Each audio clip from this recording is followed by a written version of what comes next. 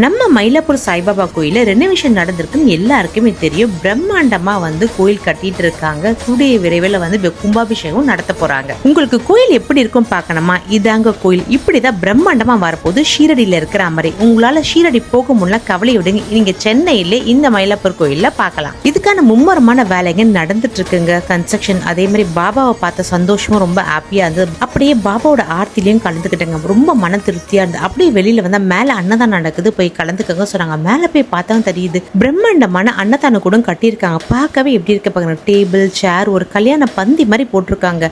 பிளேட்ல எல்லாம் போட்டு நீட் அண்ட் கிளீனா கொடுத்துட்டு இருக்காங்க. சாம்பார் சாதம், தயிர் சாதம் அண்ட் ஒரு ஸ்வீட்டும் கொடுத்துட்டு இருக்காங்க. ரொம்பவே நல்லா இருக்கு. நீங்க சாப்பிட்டு ரிப்பீட் வேணாலும் நம்ம வாங்கிக்கலாம். கொதிக்க கொதிக்க டேஸ்டான சாப்பாடு. பாபா கோயிலுக்கு வந்தா மனநிறைவு மட்டும் கிடையாது, வயிறு நிறைஞ்சு அனுப்புறாங்க. எத்தனை பேருக்கு அமிர்த மாதிரி தெரியுமாங்க.